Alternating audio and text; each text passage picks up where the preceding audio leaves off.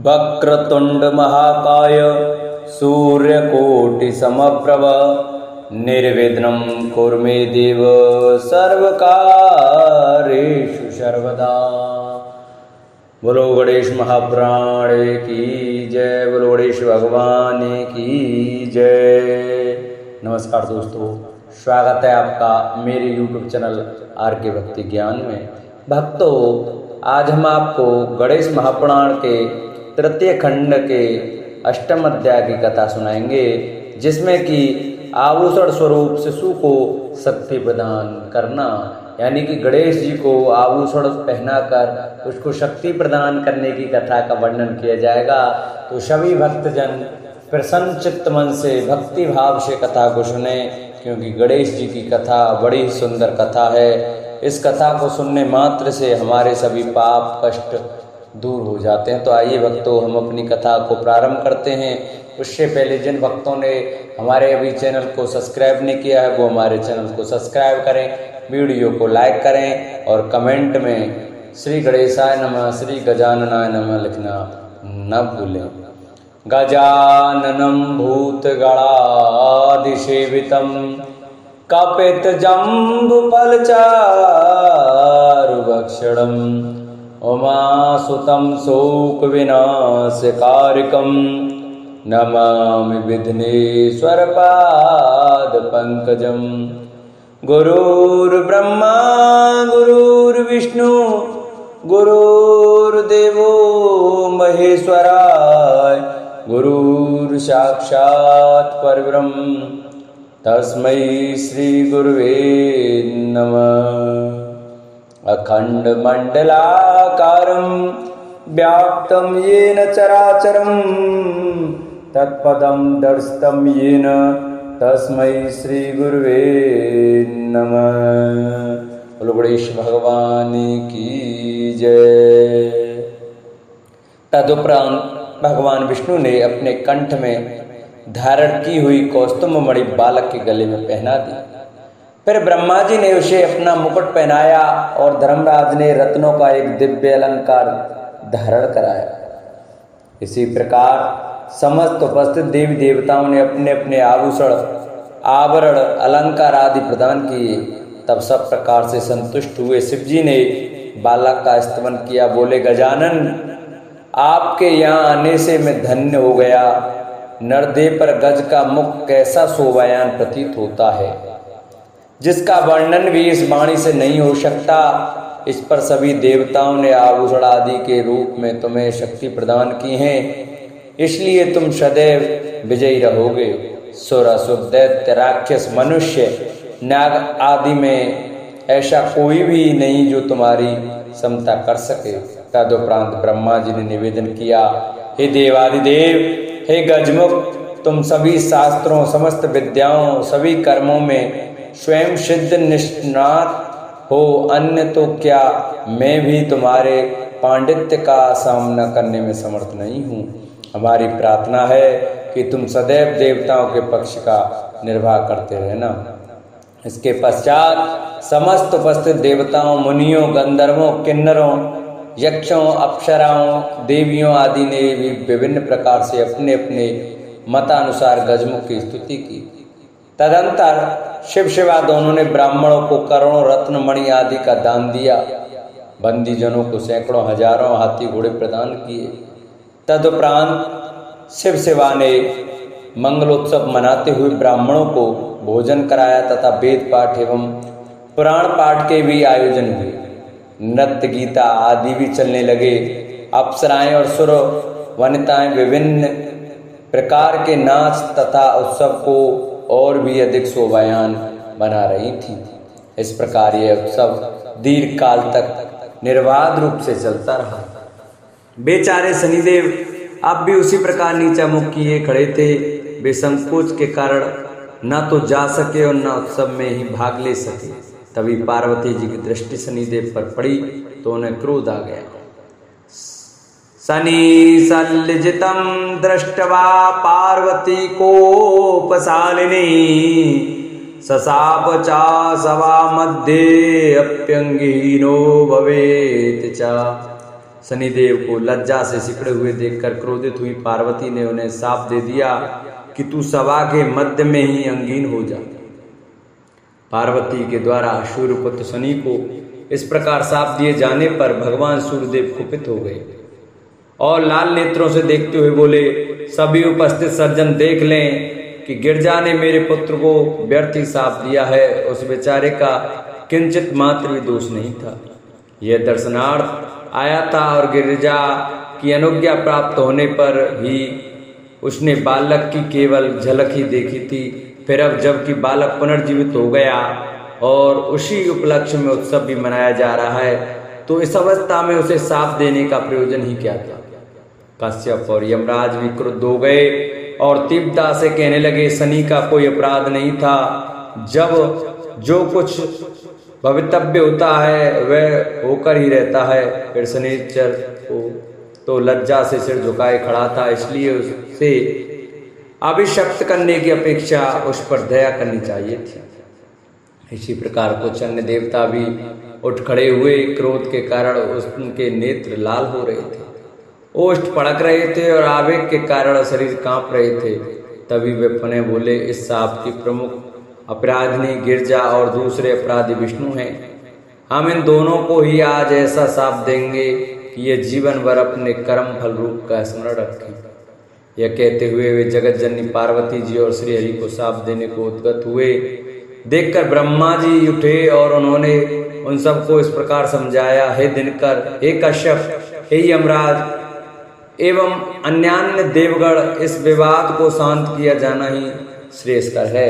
जो कुछ होने वाला था वह तो हो चुका। अब आगे किसी के भी द्वारा शापों का आदान प्रदान होने से हम सभी की हानि है, क्योंकि उससे दुष्कर्मी असुरादि अधिक प्रबल हो जाएंगे, जिसके फलस्वरूप हम सभी को तिरस्कृत और भयभीत रहना होगा। अतः विवेक से काम लेते हुए क्रोध का निवारण करो। उधर विष्णु और पार्वती भी उन्हें शाप देने को उद्यत हो रहे थे।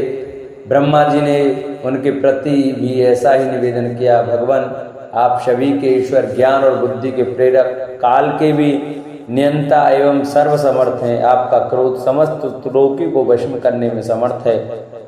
तथा हे जगन निवास, यह समस्त विश्व आपने ही उत्पन्न किया है, तो अब आपके ही शाप से नष्ट होना चाहिए। हे प्रभु, यह मेरी प्रार्थना है कि आप क्रोध को त्याग कर शांत होने की कृपा करें। फिर उन्होंने पार्वती से कहा, देवी आप भगवान शंकर की अर्धांगिनी हैं। आपके निवेश उन्मेष में ही संसार का विनाश और प्राकट्य निहित है, इसलिए आपको शिवा कहते हैं। हे कल्याणी, आप अन्य किसी की बात पर ध्यान न देकर मेरी बात सुनिए। इस जगत को नष्ट होने से बचाइए, परमेश्वरी अन्यथा घोर विनाश उपस्थित हो सकता है। ब्रह्मा जी के इस प्रकार के कोमल एवं सार गर्भित वचन सुनकर महर्षि कश्यप बोले, पितामह, यह बेचारा शनिश्चर तो पत्नी के साथ दृष्टि दोषी हो ही गया था और वह तथ्य इसने छिपाया भी नहीं। बालक की माता ने इसकी दृष्टि दोष जानते हुए भी बालक को देखने की आज्ञा दे दी और तभी उसे देखा था। तब उसके छिन्न मस्तक होने में इस बेचारे का क्या दोष रहा। तभी सूर्य बोल पड़े, मेरे पुत्र ने धर्म को साक्षी मानकर बालक की माता से आज्ञा ली। तभी उसके पुत्र की ओर देखा, फिर उस निरपराध को अंग भंग होने का शाप दे डाला।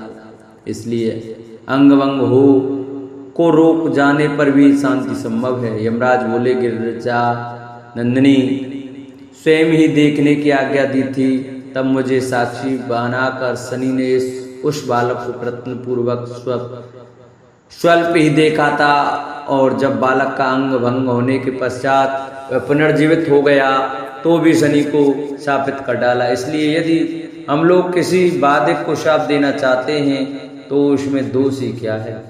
ब्रह्मा जी बोले, आप लोग शांत हो जाएं, मैं शीघ्र ये यत्न करता हूं कि पार्वती के शाप का विमोचन हो जाए। पार्वती ने सहज चंचलतावश शाप दे डाला था, वह उनकी भूल थी, किंतु सज्जनों द्वारा तो बड़े से बड़े अपराधी भी क्षमा कर दिए जाते हैं। इस प्रकार पितामह ने उन सबको शांत किया और फिर शनिदेव से बोले, गृहेश्वर, तुम तुरंत ही देवी पार्वती की शरण में चलो, तुम्हारे शाप का निवारण उन्हीं की कृपा से संभव है। यदि तुम्हारे पिता और उनके पक्ष वाले देवता माता पार्वती को शाप दें भी तो उससे तुम्हारे कोई उपकार नहीं हो सकता, इसलिए आओ मेरे साथ। चतुरानन का आदेश मानकर शनि उनके साथ माता के आश्रय में पहुंचे और तब ब्रह्मा जी ने पार्वती जी से निवेदन किया, जगत जननी दुर्गे, आपने अपने पुत्र के दर्शन की आज्ञा दे दी थी तो शनि का क्या दोष था, फिर भी आपने उस निर्दोष को शाप दे डाला, इसलिए अब उस शाप का प्रतिकार होना आवश्यक है। पार्वती जी ने ब्रह्मा जी की बात पर कुछ देर विचार किया और बोली, पितामह, मेरा शाप अमोघ है, उसका व्यर्थ होना किसी भी प्रकार संभव नहीं है। ब्रह्मा जी बोले, गिरजा नंदिनी, इसका कुछ उपाय तो करना ही होगा, अन्यथा सूर्य, कश्यप, धर्म आदि देवताओं के कोप से तीनों ही लोग भस्म हो जाएंगे। पार्वती बोली, चतुरानन, मैं शाप दे सकती हूँ तो वर भी दे सकती हूँ, इसे और इनके पक्ष के सभी देवताओं को मैं वरदान से संतुष्ट कर दूंगी। ब्राह्मण, आप उन सभी को यहाँ बुला लीजिए। सूर्य आदि सभी वहां बुला लिए गए। उन्होंने आकर जगत जननी के चरणों में प्रणाम किया और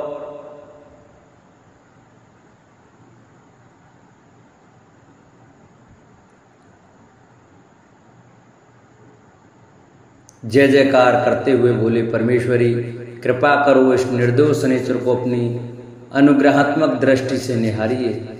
इस प्रकार से सूर्य, कश्यप आदि द्वारा किए गए स्तवन से सेवा संतुष्ट हो गई और शनि के प्रति कहने लगी, ग्रहराजो भव शने मदवरेण हर प्रिय,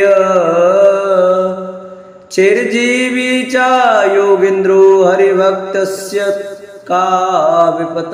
हे शनि, तुम भगवान श्री हरि के प्रिय हो, मेरे वरदान से ग्रहों के राजा होंगे, योगियों में परम योगी रूप योगिंद्र और चिरजीवी बनोगे।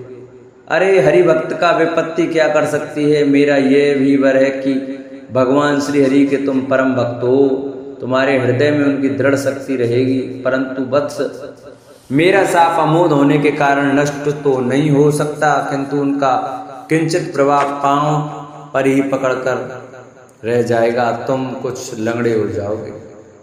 पार्वती के वचन सुनकर शनिदेव को संतोष हुआ, साथ ही सूर्य, कश्यप, धर्म आदि भी संतुष्ट हो गए और गिरजा नंदिनी की स्तुति करने लगे। हे देवी, आप महान हैं, हम तुच्छ प्राणी आपकी महिमा को कैसे जान सकते हैं। आप संसार की स्वामिनी हैं, आपके दृष्टि मात्र में ही संसार का उत्थान और पतन नियत है। यदि आप क्रोध पूर्वक हैं तो विनाश और प्रसन्न होकर देखती हैं तो विकास एवं सुख ही सुख है।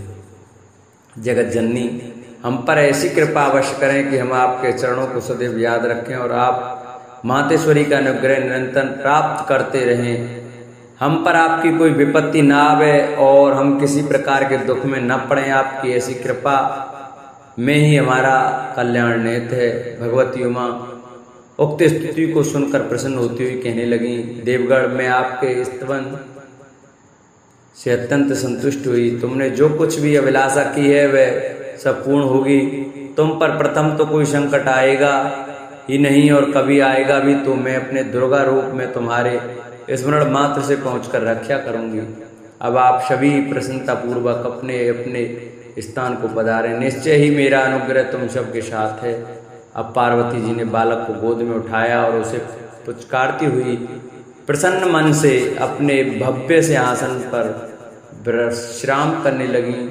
तब शनिर्जगाम देवानाम समीपम हष्टमानस प्रणम्य भक्त्या ताम ब्रह्मान्बिकाम जगदम्बिकाम। प्रसन्न होते हुए शनिदेव माता जगदम्बा को प्रणाम करके अपने पिता सूर्य आदि देवताओं के पास चले गए। इस प्रकार आज की कथा को हम यहीं विश्राम देते हैं। जिन भक्तों को हमारी कथा अच्छी लगी हो वो हमारी कथा को ज़्यादा से ज़्यादा शेयर करें। जिन भक्तों ने अभी हमारे चैनल को सब्सक्राइब नहीं किया है वो हमारे चैनल को सब्सक्राइब करें, वीडियो को लाइक करें और कमेंट में श्री गणेशाय नमः, गजाननाय नमः लिखना न भूलें। बोलो गणेश भगवान की जय।